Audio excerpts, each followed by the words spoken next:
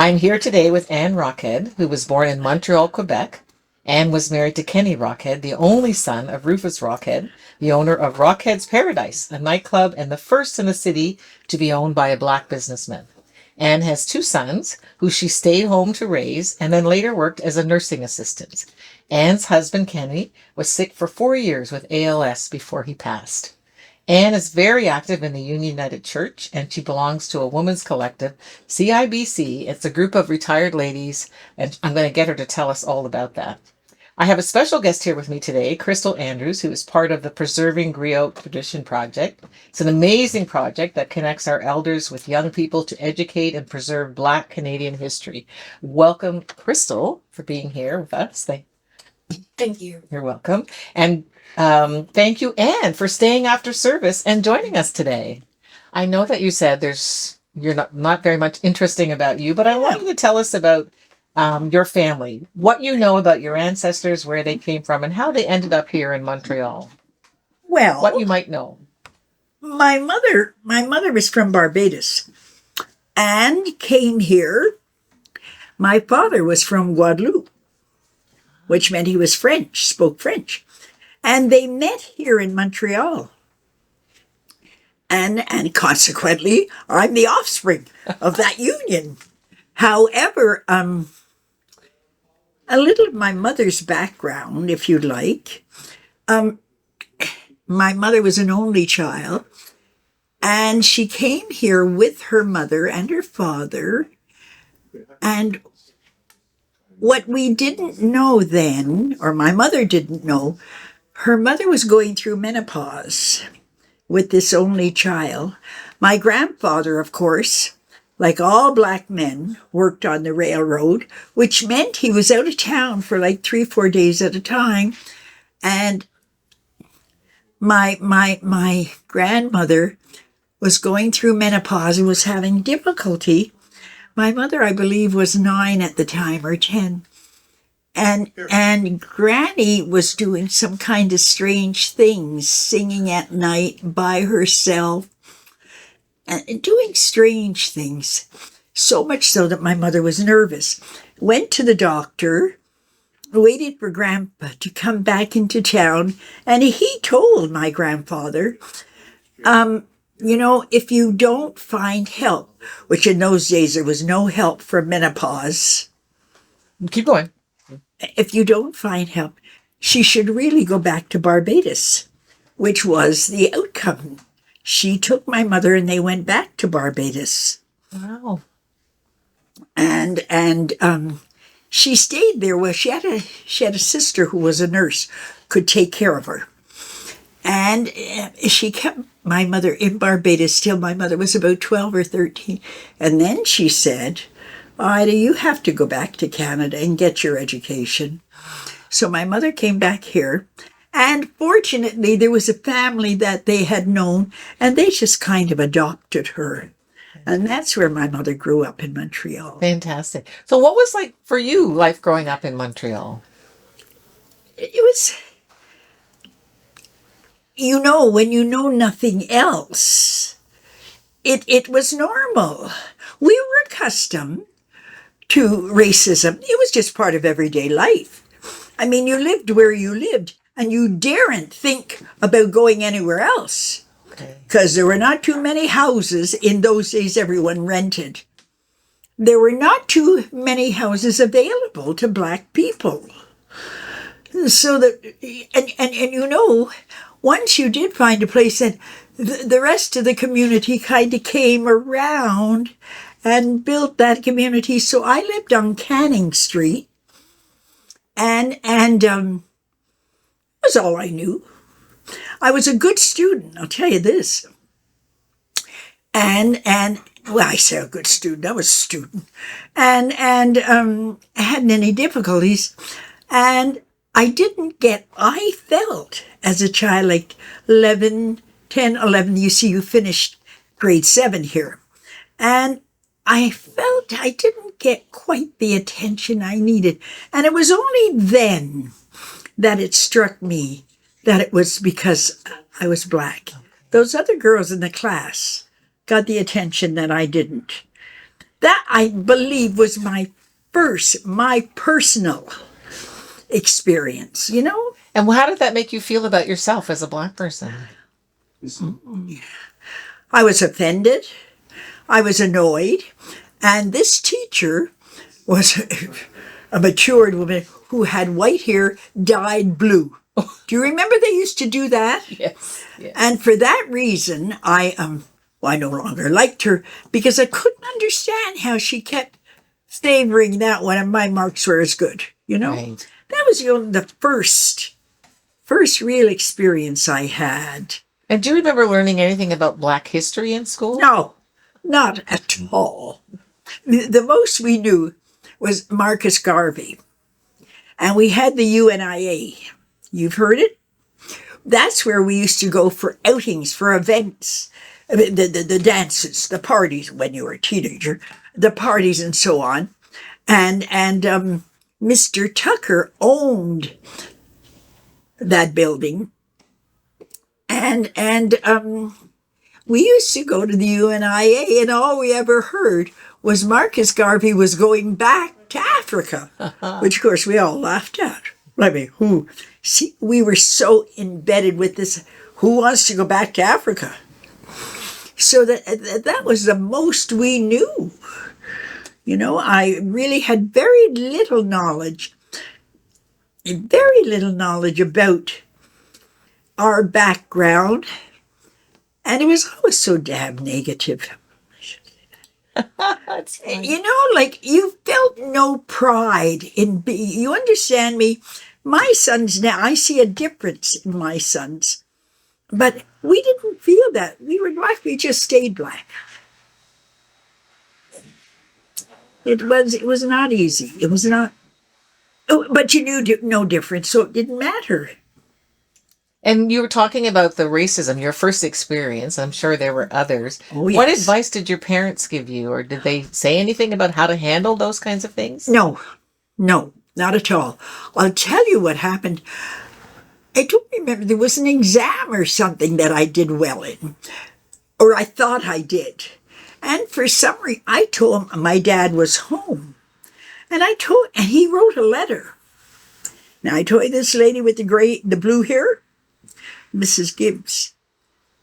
And I took the letter to my teacher. And you know, I was my father kind of threatened to go and see her. Nothing ever came of it, but that's the only experience that I personally had as a youngster. Right. And she kind of ignored that letter, you know. Yeah. But I have another experience. Sure. That really I was at an age to make a difference. I was in high school. I was in grade 10 or something. I wasn't quite ready to graduate. I went to commercial high, which is both science and commercial. I wanted a job after school to make my pocket money. So, of course, I put my name down, and they referred me to this printing company, which was around the corner. My school was on Sherbrooke Street, St. Urban. And there was a printing company, and they made an appointment for me, and I went. And I'm an average young woman. I went, and this man interviewed me. We talked, and I told him I could only come after class, which was 3:30, and finish by 5. And we went through the whole thing, and I thought, it sounded so good. I was almost accepted. When the conversation was over, and I'm expecting him to tell me when we start, he said to me, and I was just like your age, he said to me, well, I'll have to speak to my employees to see if they want to work with you. That was really, I speak to my employees to see if they will work. Can you imagine? And it has stayed in my head like yesterday. I was so shocked. I was insulted, you know? So consequently, I did not get the job. But I got another one. And did you go back and tell your parents about that? Tell your dad? Sure, I must have. I'm sure I must have. But then they would simply say, like all parents didn't know, don't worry about it, Anne. You'll find something else, don't you know? And I did. I did. But that stayed with me. You have no idea if they would work with me. Yeah, okay. So, what can you tell us about the Negro Community Center? The Negro Community Center, you know, was right behind this church here, eh? And it was where all the kids, it was the only place we could go because in those days, it was just the beginning of, you couldn't go to movies. So it was only on the weekends that we could come to the center, and we had dances and we could dance and have the cokes and whatever. But that was where the gang met. I can remember this, and it's all because I had a very dear girl from my best girlfriend, Shirley Williams. They invited Billy, what's his name? He had white hair. He was a singer, black singer. Billy, it'll come to me. But they brought him down here to the center. Oh, my dear, we were, can you, I'm going to look for him.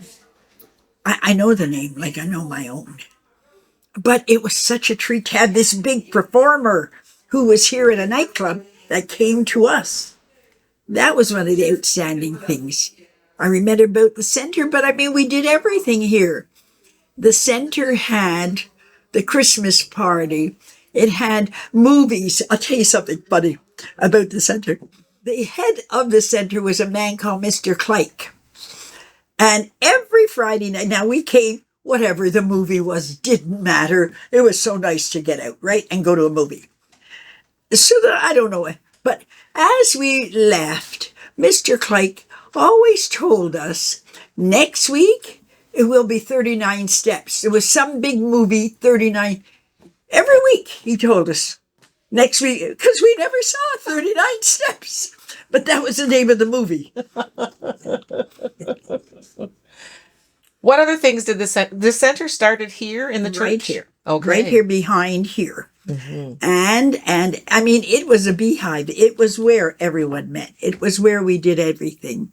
It, as I say, the movies and actually, I met Kenny here. And because it was the only place we went to, you see. You did sports. You did your homework, those kinds of things. Oh, yes. We didn't do homework here, but there were sports. The girls' basketball team. The boys had their own basketball team called the Buddies. Have you heard of it? No? There's a picture here. Downstairs is a picture of the Buddies. And, but they didn't play. Their home base was Royal Arthur School, which is where we all went. That's where they used to play. In terms of other sports, we weren't big into hockey. Never was. But as far as Mr. Rockhead was concerned, I have learned he came from Jamaica. He was a Maroon. Very important that I learned that later by reading Ernest Hemingway. He was a Maroon that, you know, when the British took over Jamaica, they moved up to the hills. So you know all about the Maroons. But it was only after he died that we learned that he was a Maroon, which explains his determination. This man had strength beyond anything we could have imagined. He came here and joined the military. Again, I found out from a journalist, he went to France, he went to Belgium, and he received an honorary discharge. He never told his son any of this. But once I was being interviewed by this journalist from a magazine, and he did the research and brought me all these yellowed papers about Mr. Rockhead's world record. I mean, what a shock. He was honorably discharged. We didn't know anything, you know? And when he came back here, determination, I guess, is what he had. He decided had only could work on the railroad, but he didn't only work on the railroad. That was when Prohibition was in the States. Smart enough, he bought the alcohol here, took it on the train to Detroit, which was where they sold with all those people. He was not alone in doing it. He was doing it with Mr. Bronfman. Do you know who the Bronfmans are? Mm-hmm. Seagrams. Didn't happen with Rufus, but they caught Rufus. Mm-hmm. And he was not permitted to go back into the States. But he had made his little nest egg, and from that he decided to he was going to have some kind of business. So his first business was a rooming house. And because Black people had visitors or whatever, no place to stay. So he started this rooming house. And then I guess he made enough money. He wanted to buy a building. And he went up to St. Catherine and Blory. And he attempted to buy a building. And they told him, you go back there where you belong. That's why that the corner de la Montagne, which is Mountain Street and St. Antoine, that's where he was forced to buy the property. But he was wise enough. He bought this property. It was 3 stories. On the 3rd floor, apparently, he had, I believe, a rooming house business. And the 2nd floor, he met a man who was a chef who cooked, so he could cook for some of the tenants. And this was before he actually got into the nightclub business. I guess the idea must have been forming. So I don't know. I can't give you time because Kenny didn't know. So I sure didn't know. Mm-hmm. I learned this afterwards, and it must have been successful because then he decided he was going to open this nightclub. And he did, and he managed, strangely enough, to get a liquor license because that's the hardest thing you can get. And before you knew it, he brought in only Black American talent. So everybody you can think of, from Pearl Bailey right on down, he had at that club. And I mean, it was not just your run-of-the-mill. It was a highly regarded club. He had all these people. Americans came from everywhere to visit Rockheads. And of course, by this time, I must say, we got married.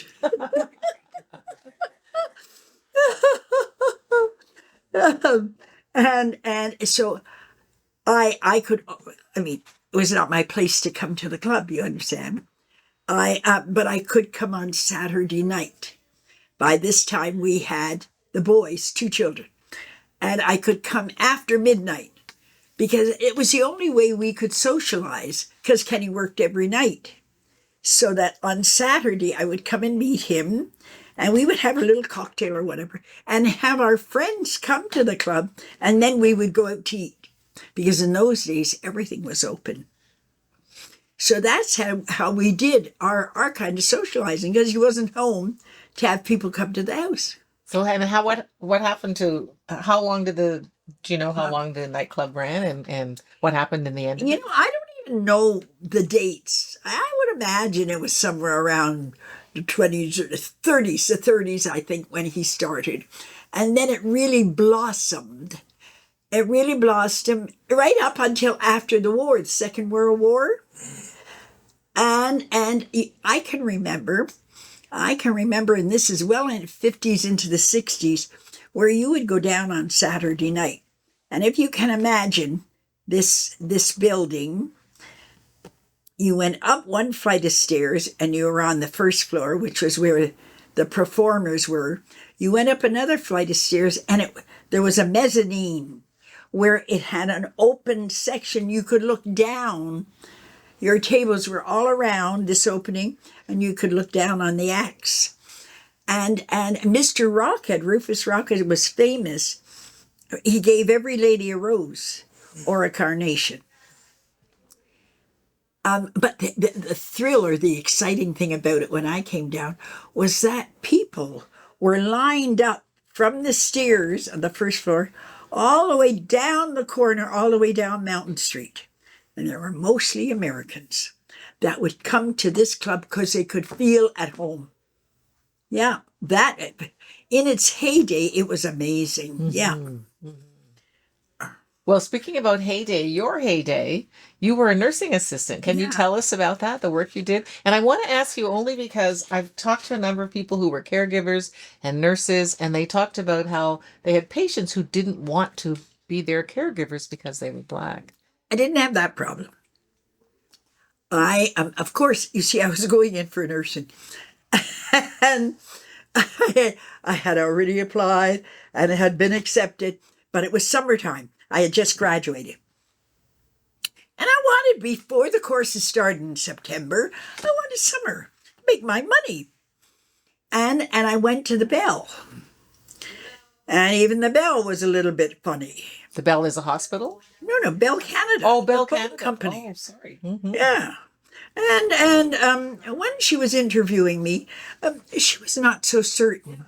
But I know that I've got my application in, so I'm not going to be staying anyways. I only want to make this money for now. And when she got headed, I said to her, well, you know, if you have a problem with that, don't worry, because I won't be here long anyways. Hired me right away. And because of that, to my downfall, I started making money. And we don't want to go back to studying. Mm-hmm. So that's how it just veered from the Bell. Then I said, well, I should really pick up a little bit because my mother and dad are not too happy with me now. You're working at the Bell, like you're some big shot at the Bell. And then part-time I started with this well, you know, it started really by helping a friend whose mother was ill. Well, I did it for a while, but I'm busy now. Like I'm working daytime, and we didn't do that too long. And then there was Kenny in the way.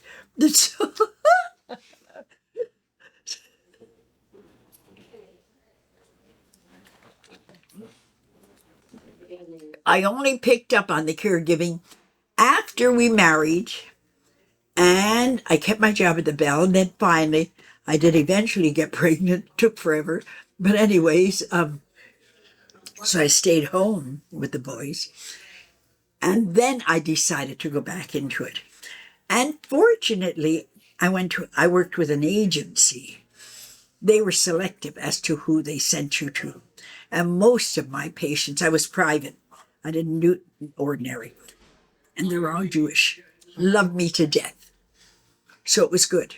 It was good. Oh, yeah. I learned so many stories. I cannot tell you. Interesting people. Oh, interesting. But I will deviate. I talk too much, you know. You do not. But I will tell you this little story because I love it. This little Jewish lady, Mrs. Rother was her name. She was from Russia. When that war, First World, whatever it was, broke out, they left Russia and they went to China, she and her brother. She was a clever woman. She somehow got a job, a woman got a job as a reporter. And she worked there. She made lots of friends. So she became involved in the Chinese community. The brother left and went to Australia. She eventually came to Montreal. When she came to Montreal, She worked, of course, for a lawyer, Jewish, all Jewish. Had a very good job, did very well alone. And then somehow, I don't know whatever happened. She didn't tell me that, how suddenly a son came along. But she was financially very secure. And then she lost her vision. That's why I was there. And she was legally blind, but she wasn't blind. And she, you know what I remember so well about her? That was the days of O.J. Simpson. Remember that in the 90s? And I was with her 5 hours every day, 3 days, 4 days. But when I left her, she loved ice cream. I had to make sure that she had ice cream in her house. She would sit up every night watching TV. Now she's blind. Watching TV, the story with O.J. Simpson, and eat that whole container of ice cream. You know, it used to amaze me. But Mrs. Rother, where's the ice cream? Oh, well, dear, it just was so good. You know, but very highly entertaining, amusing lady. She would, and you learned so much because she had this son who moved to Toronto and he met a girl and he brought the girl to meet the mother and the girl was not Jewish. Do you know, I'd never heard of this. She took the girl aside and bribed her with $5,000 to leave her son alone. Oh, my goodness. Have you ever heard of that? I said, you did that. And the girl wouldn't go. But I mean, that's what you read about. You don't really experience that. Yeah, that was that lady. She was charming, clever. And that. Sorry, I didn't mean to interrupt you. I was going to say you've done a lot of caregiving and you had to caregive for your husband when he got sick. What was that like for you? That must have been very hard.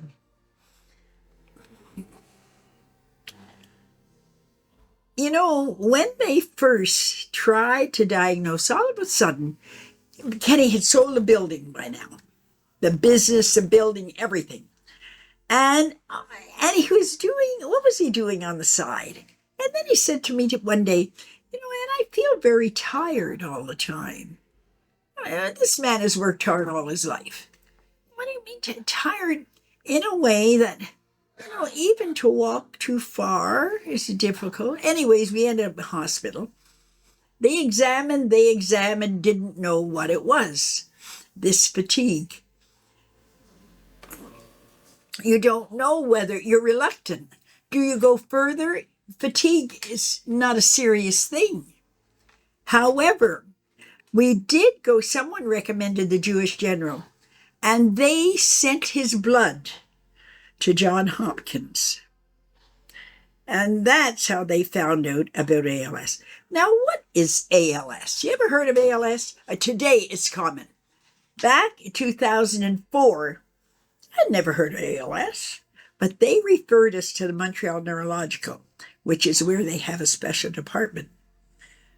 And the doctor, she still exists today, a Dr. Gange, said he has ALS. It doesn't usually affect black men.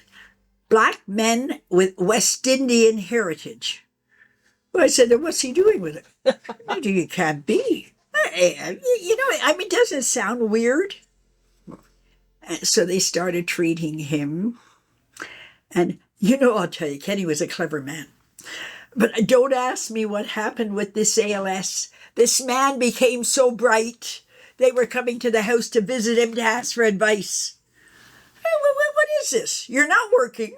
You're at home relaxing. I mean, by this time, he was not immobile. He could function a little. And actually, they came and put an elevator outside my house.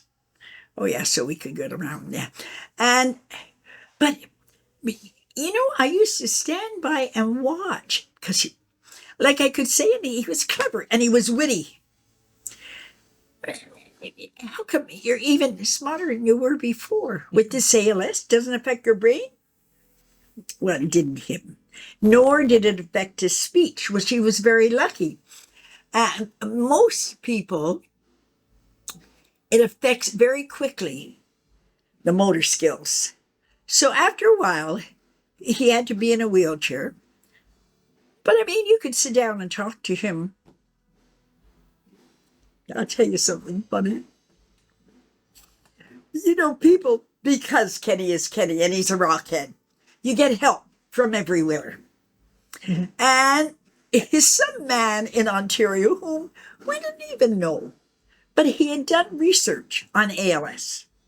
And he used to contact me and tell me he's studying, he's going to find a cure. He knew someone that, and this man would contact me, so the wind up to all of this, he suggested a place, I think it was Connecticut. Now I'm not so clear, but where we could order this equipment. We could order this equipment, and we're trying to work on the nerve endings. So in effect, what we were doing was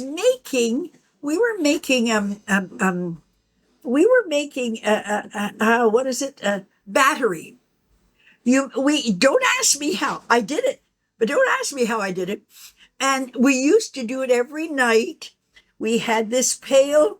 We put in, God, I'm not clear on it now, but we put in this whatever ingredient they sent us, and we got it all together. And then, just as you with the point, how they do for your heart, the points. Mm-hmm. We used to do it for his back. And he was so clever.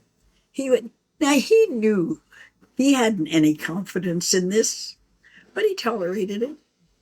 And he would say, make you feel good, Anne. Do it. Mm. So, and the boys, of course, they were working now. They're no longer in university. They would come on Sunday nights. We would put the spots all over Daddy. And he would smile. But it made us feel we were doing something. It was Kenny. So how did Union United support you? That's what we're talking. I forgot all about that. Because we should mention, you're hearing the music in the background. There's a service going on as we're here. Well, we got married here. Kenny and I got married here. And you see Reverend S there. He married us. Mm-hmm. How did it? Well, of course, the two were so closely aligned, the center and the church, that it was just a combination of everything. Everything you did was church or center. And then the center moved away. That was, don't ask me when, I don't remember the years. But it played a very important role in our lives growing up as teenagers. It did. And the church continued on, which of course, as time passed, that we had Nelson Mandela, we had Desmond Tutu, we had whomever came to this church.